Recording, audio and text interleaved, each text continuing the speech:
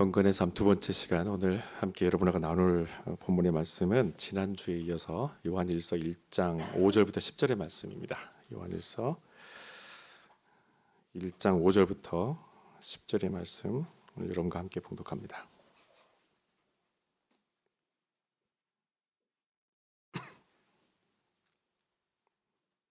제가 먼저 봉독하고 여러분들이 6절 계속해서 교독합니다. 우리가 그에게서 듣고 너희에게 전하는 소식은 이것이니 곧 하나님은 빛이시라. 그에게는 어둠이 조금도 없으시다는 것이니라.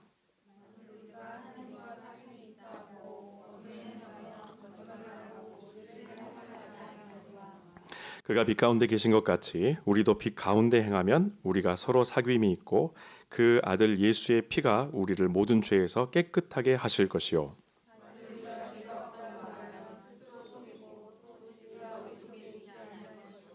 만일 우리가 우리 죄를 자백하면 그는 미쁘시고 의로우사 우리 죄를 사하시며 우리를 모든 불의에서 깨끗하게 하실 것이요. 만일 우리가 범죄하지 아니하였다 하면 하나님을 거짓말하는 이로 만드는 것이니 또한 그의 말씀이 우리 속에 있지 아니하니라. 아멘. 누가복음 9장에 보게 되면 예수님께서 제자들을 이렇게 전도 여행을 보내는 장면이 나와요. 거기에도 등장하는 이야기이기도 하면서 요한복음 4장에도 등장하는 게 뭐냐면 예수님이 갈릴리라는 그 동네로 들어가시면서 제자들에게 하셨던 말씀이 있어요. 그 말씀이 뭐냐면 지금 우리가 예수 그리스도의 복음을 증거할 때, 복음을 증거하는 삶을 살아갈 때에 우리가 맞닥뜨려야 되는 현실이 무엇인가를 예수님께서 말씀하신 것이 있습니다. 누가복음 9장에서 제자들에게 선교여행, 전도여행을 보내시면서 주님께서 하셨던 말씀은 이거예요. 너희들 거절당할 거다라고 말합니다. 너희들 환영받지 못할 거다라고 그래요. 복음의 말씀을 전하는데도 너희들 거절당하고 환영받지도 못할 것이다. 요한복음 4장에는 또 이렇게 말씀하십니다. 예언자들, 선지자들이 자기 고향에서 인정받지도 못하고 환영받지 못한다. 한국말에 이런 말이 있죠. 자기 고향, 자기 그래도 플레이스에 가게 되면 절반은 먹고 들어간다는 게 있는데 자기 고향에서도 배척당하고 자기 고향에서도 자기를 아는 사람도 자기가 친숙한 사람도 우리가 전하는 이 복음에 대해서 거절하고 거부감을 느끼고 오히려 우리를 환대하지 않는 그런 상황들이 있을 것이다라고 얘기를 해요. 실제로 여러분 요한복음 4장에서 예수님께서 그렇게 딱 말씀하시고 나서 갈릴리 딱 들어가신 다음에 5장으로 넘어가면서 수많은 기적들을 베푸세요. 사람들을 막 고치기 시작하면서 정말 하나님 나라의 복음을 그 병고침과 함께 전하시기 시작합니다. 근데 여러분 6장으로 딱 넘어가게 되면 6장 66절에 예수님께서 갈릴리에서 하셨던 사역에 대해서 한마디로 딱 이렇게 정리를 하세요. 기록에 의하면 예수님을 따라다녔던 수많은 제자들이 떠나버렸다라고 기록되어 있습니다. 여러분 6장 60절을 나중에 한번 보십시오. 그렇게 예수님께서 복음을 전하고 사람을 고쳐냈음에도 불구하고 수많은 제자들이 그를 따랐던 수많은 제자들이 다 떠나버렸다라는 거예요. 더 재밌는 것은 그렇게 떠나가는 모습을 예수님도 바라보고 제자들도 바라보는데 예수님이 이 제자들에게 자기 옆에 남아있는 12제자들한테 이렇게 얘기합니다. 너희들도 떠날 거니? 너희들도 떠날 거니? 아무리 좋은 말씀과 기적이 있음을 보여줘도요. 사람들은 이 복음을 온전히 받아들이지 않고 들었다 하더라도 그 말씀과 믿음처럼 살아가지 않는 사람들이 참 많습니다. 모든 교회에 다 존재합니다. 서로가 자기 처지만 생각하는 거예요. 자기 처지에만 몰두해 있다 보니까 내게 이득이 되는 어떤 말씀이나 이득이 되는 득이 된다라고 생각하는 것은 받아들이고 나한테 별로 득이 되지 않다. 내가 손해볼 것 같다. 그런 말씀에 대해서는 그리고 내 스타일이 아니다라는 것에 대해서는 다 외면해 버립니다.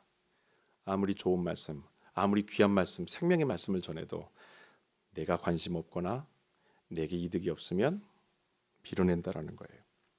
여러분 영원한 생명과 구원의 복음을 전했음에도 사람들은 떠납니다. 병고침을 당해서도 예수님을 떠나는 사람들이 있습니다. 반면에 끝까지 남아서 그 복음으로 살아가려고 노력하는 사람들도 있습니다. 이렇게 예수님의 가르침이라고 해서 여러분 모두가 다 이해하고 받아들이고 환영하지는 않는다라는 것을 주님도 알고 계셨고 제자들도 알고 있었고요. 성경은 우리에게 그렇게 말씀해 주고 있어요. 바른 말을 해도 그것을 듣지 않는 사람들이 있다. 춤을 춰야 되는데도 불구하고 춤추지 않는 자들이 있다. 노래해야 되는데도 불구하고 노래하지 않는 자들이 있다라는 겁니다. 자, 그러면 이걸 반대로 이제 바꿔볼게요. 예수님께서 내가 그렇게 하나님 나라의 복음을 전하고 사람의 병을 고쳤음에도 불구하고 사람이 다 떠나가더라. 나를 환영하지 않더라. 그러면 여러분 우리는 어떨까요? 여러분 우리에게 크고 작은 기도 제목과 바라는 것들이 참 많이 있을 겁니다. 여러분들이 지금 각자 가지고 있는 기도하면서 가지고 있는 여러분의 소망과 바람과 여러분들이 갖고자 하는 소위 말하면 욕망들도 아마 뒤섞여져 있을 거예요. 거기에 또 뭐가 있습니까? 우리는 갖고 있는 인생의 숙제가 또 있어요. 그걸 가지고 주님과의 교제의 자리로 우리가 나아갑니다. 그런데 여러분 주님과의 교제의 자리에 나아갈 때에 그냥 순수하게 예배하고 순수하게 그냥 찬양하고 그렇게 말씀을 듣기 위해서만 가지는 않아요. 그 모든 숙제들을 이 가방에 차곡차곡 담아서 하나님께 그 가방을 메고 주님 앞에 나아갑니다. 그런데 더 놀라운 것은 이 가방 안에 담겨져 있는 이 숙제보다도 더 많은 분량을 차지하고 있는 게 있어요.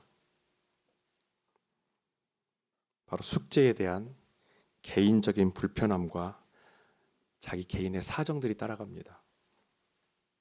내가 풀어야 될 문제고 내 숙제인데도 불구하고 분명히 하나님께서 말씀을 통해서 이 문제를 풀어내라고 말씀하셨음에도 불구하고 우리는 그 숙제를 하나님 앞에 갖고 나아가면서 내가 이 숙제를 다 못 푼 이유에 대한 여러 가지 상황들에 대한 이유들을 다 가지고 주님 앞에 나간다라는 겁니다. 그러면서 주님 앞에 그러는 거예요. 주여, 가르침은 감사한데 말씀은 정말 감사한데 저는 이거 내 상황이 이걸 풀 수 있을 만한 그런 상황이 못 됩니다. 시간이 부족합니다. 저 바빠요, 주님. 말씀을 하시는 건 알겠는데 좋은 말씀인 건 알겠는데 저 바빠요. 저 지금 당장 못 해요. 주님, 나도 사람이요.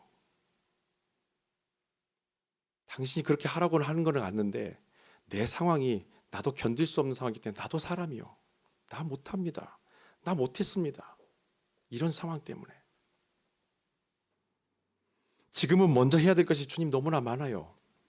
이게 우선순위가 아닙니다. 내게 있어서 급한 건 이거예요. 그래서 저 이 숙제 다 못합니다. 그리고 또 어떻게 말합니까? 왜 저만 풀어야 돼요, 주님? 왜 저만 이 숙제 풀어야 됩니까? 이게 나만의 숙제입니까? 우리 숙제지. 근데 왜 자꾸 나에게만 풀라고 말씀하십니까?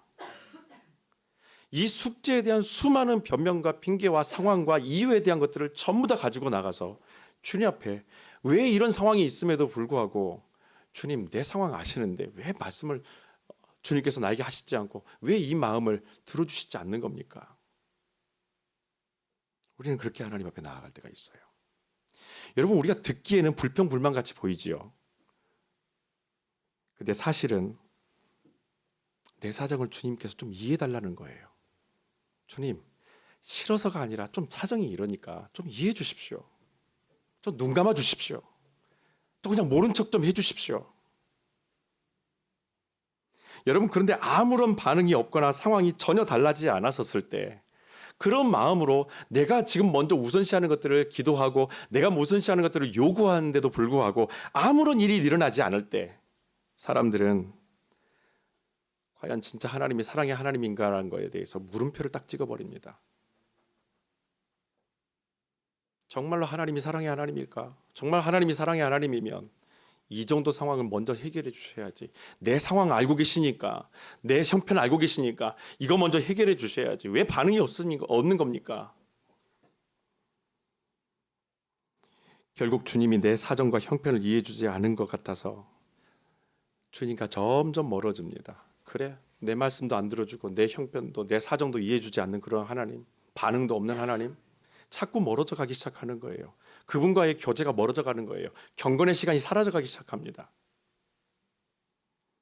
주님과 교제하는 그 경건의 삶이 멈춘 이유가 모두 다 이것 때문이라고 말을 하는 거예요. 나를 이해해 주지 못하니까. 내가 아무리 부르짖어도 그분이 나에 대해서, 내 형편에 대해서 전혀 이해해주지 못하는 것 같으니까. 여러분, 우리가 주님과 아주 친밀한 교제, 이 경건의 삶을 이어가는 데 있어서, 그리고 이것을 끊임없이 우리가 변치 않고 이어가기 위해서 꼭 알아두셔야 될 것이 하나 있습니다. 내가 주님과 교제하면서 평생 동안 우리가 경건의 삶을 살아가는 데 있어서 여러분들이 반드시 잊지 말아야 될 것이 한 가지가 있는데, 그것은 오늘 말씀에 나와 있는 부분이에요. 주님이 우리의 사정과 형편은 이해는 하시지만 우리에게 적용되어야 될 진리의 가치를 절대 양보하지는 않는다라는 것입니다. 5절 말씀 보겠습니다. 다 같이 5절 읽겠습니다. 우리가 그에게서 듣고 너희에게 전하는 소식은 이것이니 곧 하나님은 빛이시라 그에게는 어둠이 조금도 없으시다는 것이니라. 아멘. 여러분, 만약에 우리가 믿고 의지해야 될 이 복음이 우리의 생각과 현실에 만약에 타협을 한다고 생각하게 되면 여러분 어떤 결과를 나오게 될까요? 주님, 이런 말씀은 알겠어요. 성경에 이렇게 말씀이 있고 이렇게 지켜야 되는 건 알고는 있는데 내 사정과 형편과 이런 어떤 여건 때문에 저 이 말씀 못 지키겠습니다. 그러니까 좀 타협 좀 해주십시오. 눈 좀 감아주십시오. 없는 척 해주십시오. 그냥 모른 척 좀 해주십시오. 만약에 진리가, 우리의 이 복음의 말씀들이 우리가 원하는 방식으로 끊임없이 우리에게 타협해주고 우리에게 맞춰준다. 과연 여러분 그것이 숙제의 결말을 여러분 갖게 할까요? 아니요. 숙제는 더 커져가기 시작합니다. 선생님, 이 숙제 너무 어려워요. 이거 언제 다 합니까? 이거 좀 쉽게 할 수 있도록 다른 방법 좀 주세요. 저 대학교 때 저희 친구들이 교수님한테 참 그런 요구를 많이 했어요. 리포트가 너무 많아요. 그리고 시험 공부할 시간이 없어요. 그러니까 뭐라고 하냐면은 교수님, 오픈북 테스트를 했으면 좋겠습니다. 여러 가지 많은 요건들을 요구합니다. 그러면 선생님이 그래, 이번 테스트는 너희들 가지고 있는 텍스트북을 책상에다 올려놓고 찾아가면서 해. 허락을 해주세요. 여러분, 그 시험이 편할까요? 외우는 게 차라리 나아요.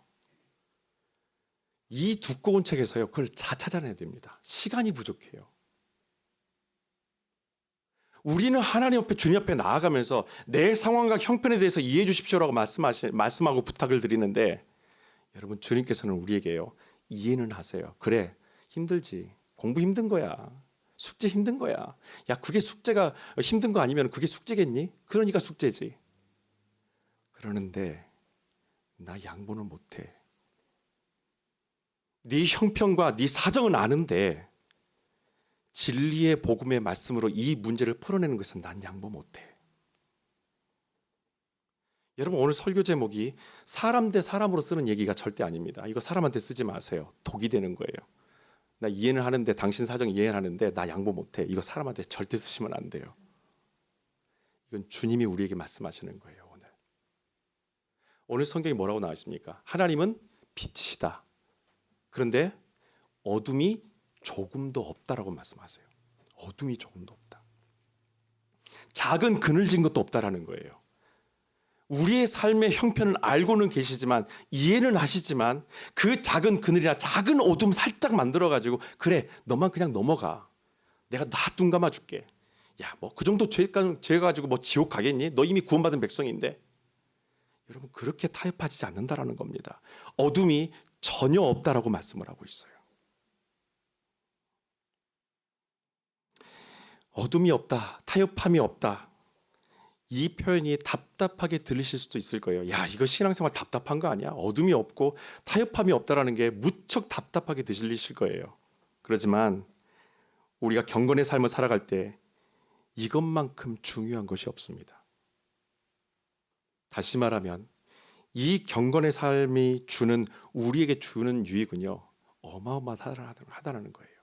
내가 이 문제를 그냥 내 방법대로, 주님이 눈 감아주시는, 타협해 주시는 방법대로 넘어가는 것보다 우리가 이것을 끝까지 지킴으로 얻을 수 있는 유익이요, 너무나 상상 이상으로 많다라는 겁니다. 그렇다면 여러분, 주님께서 이 복음이, 이 진리가 어둠이 전혀 없다고 그랬어요. 우리에게 타협함이 없다고 그럽니다. 양보함이 없다고 그랬어요. 어떤 유익을 줄까요? 이게 우리에게 주는 유익이 뭘까요? 첫 번째는 이겁니다. 여러분, 그분이 빛이시며 어둠이 조금도 없기 때문에, 이 진리의 말씀이 어둠이 조금도 없기 때문에 우리를 끝까지 빛 가운데 살아갈 수 있도록 만드신다라는 거예요. 끝까지.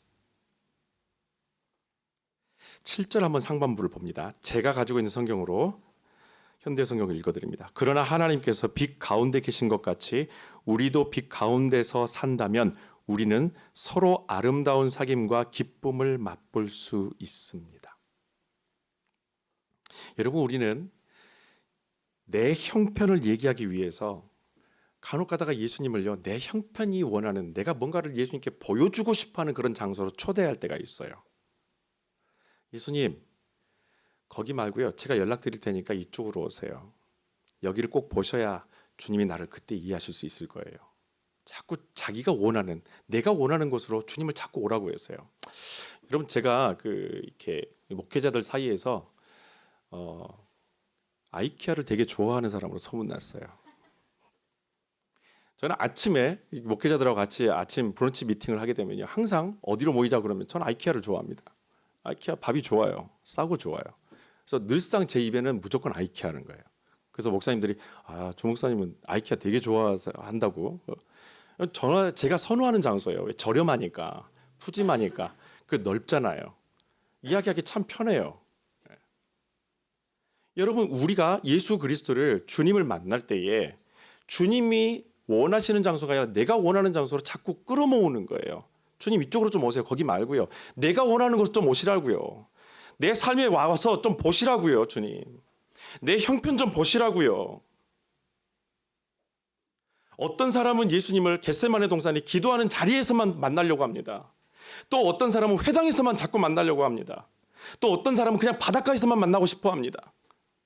또 어떤 사람은 늘상 고난 그리고 시련, 고통이 있는 그런 자리에서만, 기쁨의 자리에선 초대하지 않고 늘상 그런 자리만 자꾸 예수님을 초대하려고 합니다. 자꾸 보시라는 거예요. 그리고 나 좀 이해해달라는 거예요. 말씀을 지키지 못하는 내 마음과 형편을 좀 알아주셨으면 좋겠다는 그 마음에 예수님은 그런 곳으로만 자꾸 모십니다.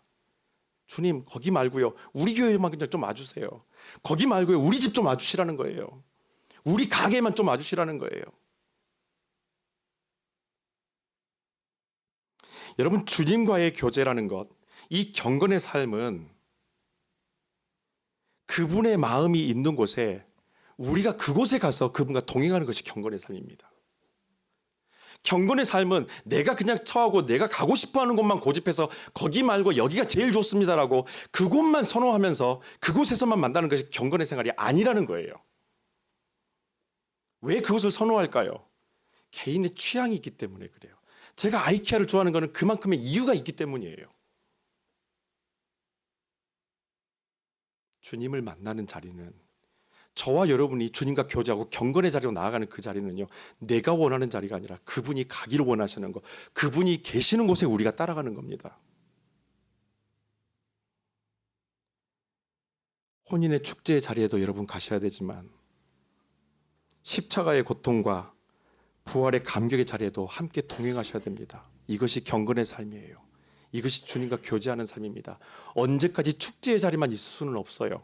언제까지 십자가 밑에만 거할 수는 없어요. 그분이 축제의 자리에 가시면 같이 가서 기뻐하고 즐거워하는 겁니다. 그리고 그분이 고통당하실 때에 죄를 위해서, 우리의 죄를 위해서 그가 그 가시밭길을 걸 때에 그 길을 같이 걷는 것, 이것이 경건의 삶이에요. 그러면 뭐가 배제될까요? 내 이유와 상황이 배제되는 거예요. 내 고집이 배제되는 거예요. 주님이 이렇게 내가 지금 기뻐할 수 없는 상황 가운데서 너 가나의 혼인잔치로 오라는 것은 거기에서 뭔가를 보여주시고 가르쳐 주시기 위해서 우리를 초대하신 겁니다. 사정과 형편을 알아요. 즐길 수 없다라는 건 아는데 왜 그 축제 자리에 오게 만드시냐라는 거예요. 이유가 있다라는 겁니다. 나는 지금 너무 기뻐요. 부러운 게 없어요. 모든 것이 다 평안해요.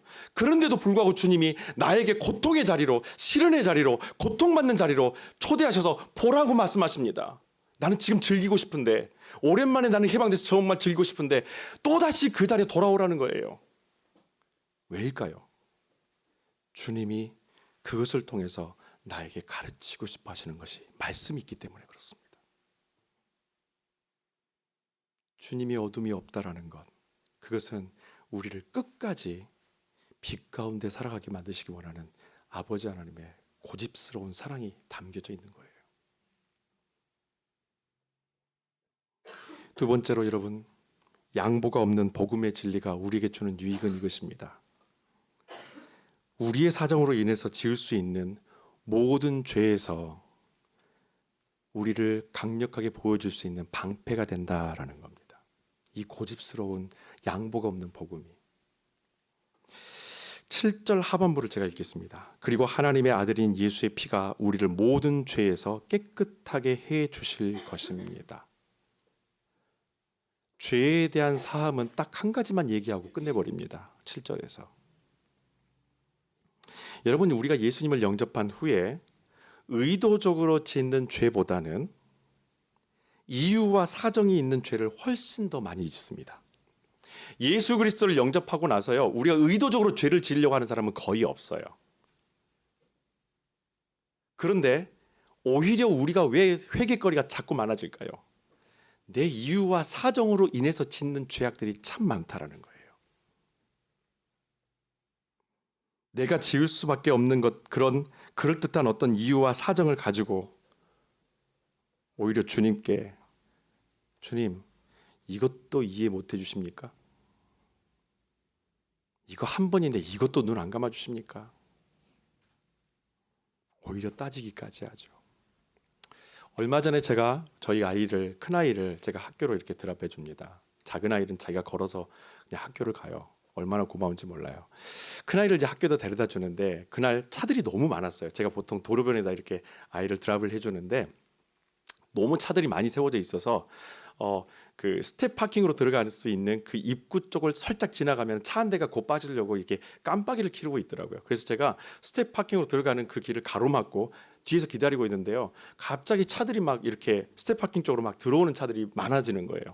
제가 이렇게 어찌할 줄을 모르다가 차는 안 빠지지. 이렇게 시그널은 빠진다고 시그널은 냈는데 차는 움직이질 않는 거예요. 그래서 제가 그냥 차를 오른쪽으로 돌려서 스텝 파킹 쪽으로 들어갔어요. 그랬더니요, 제 옆에 있는 큰아들이 저한테 그러는 거야. 아빠 차 돌려요. 아빠 차 돌리세요. 그 말을 딱 들으니까 이런 마음이 드는 거예요. 너무 고맙더라고요. 스텝 파킹, 스텝 온이라고 했던 그 말을 얘는 꼭 고지고대로 듣는 거예요. 이걸 지켜야 된다라는 거예요. 그래서 저한테 아빠 차 돌리세요. 그 말을 하니까 너무 고마운데 한편으로는 되게 무섭더라고요. 아, 얘가 한 대 치겠구나.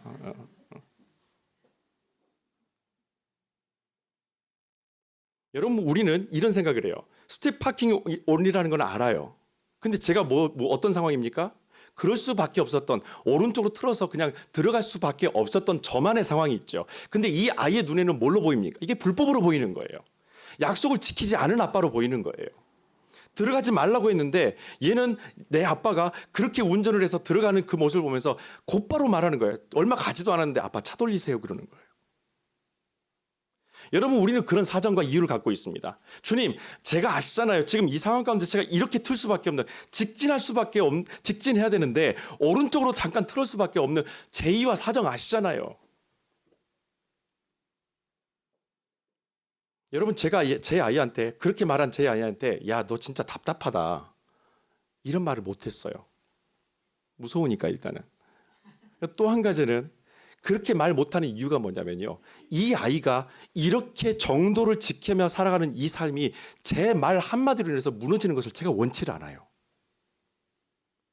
세상적인 법뿐만 아니라 하나님의 법을 지키는 데 있어서 타협하거나 그 하나님의 말씀을 가볍게 여기는 것, 내 사정과 형편 때문에 이 문제들을 가볍게 여기는 이 삶이 제가 이 아이한테 용납이 되지 않는 거예요.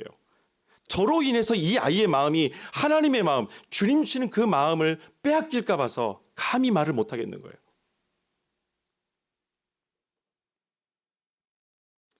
복음의 진리, 양보가 없는 우리의 복음, 그럴 만한 이유는, 그럴듯한 이유는 있으나 우리가 지을 수 있는 모든 죄악들을 그 고집스러운 복음이 우리에게서 차단막이 되어준다는 것을 여러분 잊지 마십시오. 왜 양보가 없는지를 여러분 이해하셔야 됩니다. 세 번째로, 우리의 부족함을 정확하게 인식시켜주는 것이 또한 이 양보가 없는 복음의 진리의 모습이기도 합니다. 다른 말로 표현하면 우리가 여러분 가지고 있는 죄의 모호함이 있어요. 이게 죄냐 아니냐 이런 문제들이 있죠. 이게 죄냐 아니냐. 이 죄의 모호함이 주는 그 위험성을 사전에 제거해 주는 것이 뭐냐면 양보가 없는 복음입니다. 어둠이 없는 빛이신 예수 그리스도의 이 복음, 생명의 복음이라는 거예요. 8절 9절 다 같이 함께 읽겠습니다. 시작.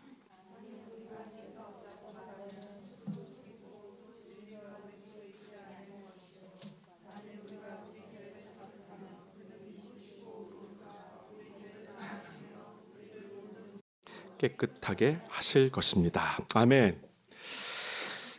여러분, 이것은 우리가 취해야 될 행동에 아주 직접적인 영향을 줘요. 내 사정이 하나님의 말씀보다도 급하고 중요하다고 여길 때가 분명히 있을 겁니다. 한 번씩은 다 그런 일들이 있어요. 내 사정이 하나님의 말씀보다 훨씬 더 우선이고 훨씬 더 급하다라고 생각할 때가 분명히 와요. 여러분, 그런데 급하고 서두를 때요, 우리는 반드시 넘어집니다. 급하고 서두를 때요, 그릇이 깨져요. 급하게 서두르며 가는 아이가요, 넘어집니다. 섰다고 생각할 때 넘어질까 조심하라는 말씀. 고린도전서 10장 11절의 말씀인데 이 말씀을 현대 성경으로 이렇게 기록하고 있습니다. 그러므로 조심하십시오. 누가 언제 같은 죄를 범할지는 아무도 모릅니다. 누가 언제 같은 죄를 범할지는 아무도 모릅니다. 어떤 상황 속에서도 일관된 믿음의 자세와 판단이 반드시 우리에게 필요해요. 만약에 여러분의 성경이 끊임없이 업데이트되는 성경이라면, 제가 여러분 교회에서 핸드폰 앱으로 성경 못 보게 하는 이유가 여러 가지가 있습니다. 어떤 분들은 이게 편하기 때문에 종이를 아낄 수 있다고 말씀을 하시는데, 여러분 그거는 밖에 나가서 보시면 돼요. 교회 안에서 예배드릴 때 핸드폰 앱이라든지 보지 마십시오. 여러분 핸드폰을 한참 말씀 읽고 있는데 8절 읽고 있는데 갑자기 카톡이 띵동 오면 여러분 뭘 보시겠어요? 말씀 보시겠어요? 카톡을 누르시겠어요? 그 순간에 몇 마디가 딱 오고 오빠 딱 하면은 그 다음부터 오빠를 누르게 돼 있어요. 네. 하나님의 말씀을 보지는 않습니다. 여러분 만약에 컴퓨터 안에 계속해서 그 말씀들이 시대에 맞춰서 계속 업데이트 된다고 바꿔진다고 생각해 보세요. 상황에 맞게 말씀이 타협되고 상황에 맞게 양보되는 그런 성경 말씀이라고 한번 생각 한번 해보십시오. 일관성이 없습니다. 예전에는 내 이웃을 내 몸처럼 사랑하라고 말씀하셨는데 이게 최근에 딱 업데이트돼서 내 이웃을 그냥 적당히 사랑해라. 내 이웃을 어느 정도 네 상황에 맞는 정도로만 사랑해라. 이렇게 업데이트 됐다고 한번 생각 한번 해보세요.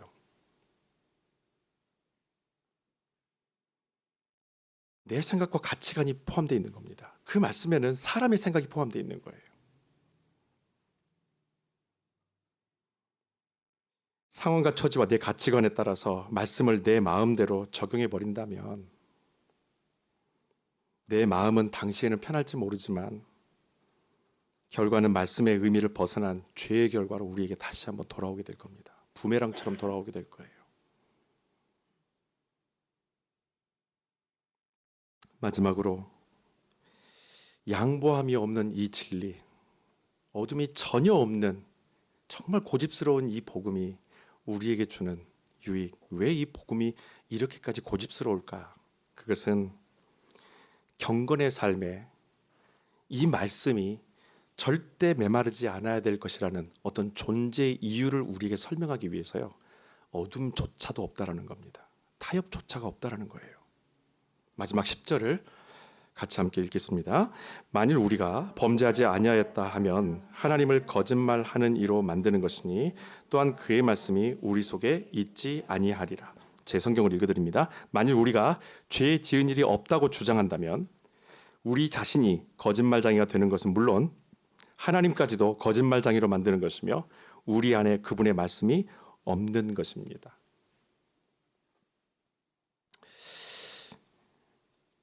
여러분 장거리 운전 자주 하시나요? 밴쿠버 캐나다가 길이 넓기 때문에 영토가 크기 때문에 한 번씩 여행을 갈 때 차를 갖고 갈 때 장거리 운전할 때가 분명히 있을 겁니다. 여러분 장거리 운전을 할 때 음악을 크게 틀고 운전할 때가 있어요. 어떤 때입니까? 졸음을 몰아내기 위해서 우리는 음악을 크게 틀죠. 제가 예전에 한국에서 이렇게 그 수련회를 갔다 오는데 그날 아주 너무 피곤했어요. 저도 피곤하고 15인생 이 봉고차에 학생들이 가득 차 있었거든요. 근데 얘네들이 피곤하니까 타자마자 5분 안에 다 잠들더라고요. 교회까지는 1시간 반이 걸려요. 한참 운전을 하고 가는데 얘네들이 깰까 봐서 음악을 안 틀었어요. 그랬더니 여러분 어느 순간에 보니까 제가 차선을 중앙선을 다 이미 넘어가서 운전하고 있더라는 거예요. 정신이 바짝 드는 거예요. 얘네들이 잘 잘 수 있도록 배려한다고 음악을 꺼놨던 게 모두를 위험에 빠뜨렸다는 겁니다. 그래서 음악을 다시 틀었어요. 미안하지만 음악을 다시 틀었어요. 여러분 왜 하나님의 말씀이 우리 귀에서 멈추지 말아야 될까요? 왜 하나님의 말씀이 우리 귀에서 끊임없이 울려야 될까요? 왜 우리가 그 하나님의 말씀에 끊임없이 집중해야 될까요? 우리를 각성시키는 겁니다. 우리의 영을 각성시키는 것이 하나님의 말씀이에요. 만약에 누군가를 배려해서 내가 하나님의 말씀을 전해야 됨에도 불구하고 내가 그 말씀대로 살아야 됨에도 불구하고 그 말씀의 스위치를 꺼버렸다고 생각해 보세요. 나만 위험할까요? 그게 배려일까요? 상대방에 대한 배려입니까? 내가 그렇게 말을 하지 않는 것이 그 사람이 기독교를 좋은 종교로 받아들일 수 있는 어떤 좋은 방법일까? 절대 그렇지 않아요. 절대 그렇지 않아요. 볼륨을 높이십시오. 꺼져 있는 말씀의 볼륨을 높이시라는 거예요. 나뿐만 아니라 모든 사람이 살기 위해서는 하나님의 말씀의 볼륨을 높이시라는 거예요. 내 안에 매일 말씀이 흐른다는 것은 내 영혼의 각성뿐만 아니라 함께하는 모든 사람의 평강에게도 직접적인 영향을 미칩니다. 여러분 소개팅을 나갔는데 상대가 마음에 들지 않아요. 어떤 방법이 제일 좋을까요? 단답형으로 대답하는 거예요. 좋아하는 색깔이 뭐예요? 빨간색이요.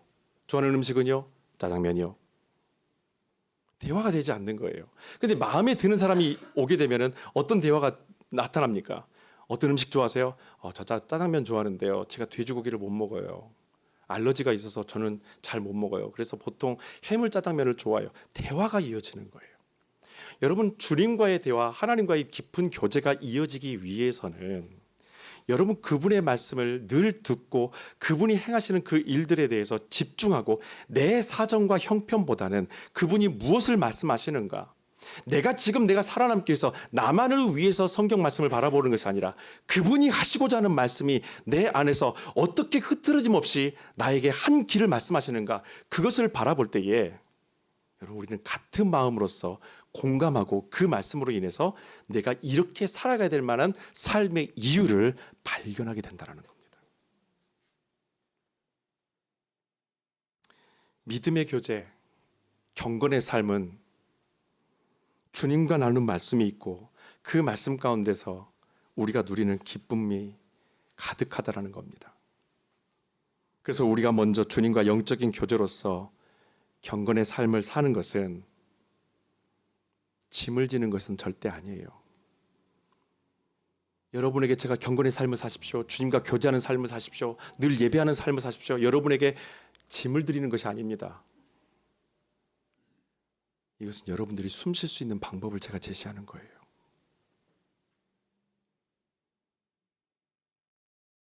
비행기를 타게 되면 이륙 직전에 항상 나오는 안전방송, 산소 마스크가 내려오면 아이들 씌우지 말고 어른부터 쓰십시오. 우리는 나보다 연약한 사람을 먼저 생각할 것 같죠? 절대 그렇지 않아요. 가장 건강한 어른이 먼저 산소 마스크를 착용한 다음에 그 다음에 연약한 사람들을 도와야 그 사람들을 모두 살려낼 수 있어요. 여러분 자신에게 하나님께서 강력한 사명과 책임감과 말씀 안에서의 여러분의 도전과 순종을 요구하세요. 그게 짐입니까? 아니요. 내가 살 때에 함께 살 수 있는 거예요.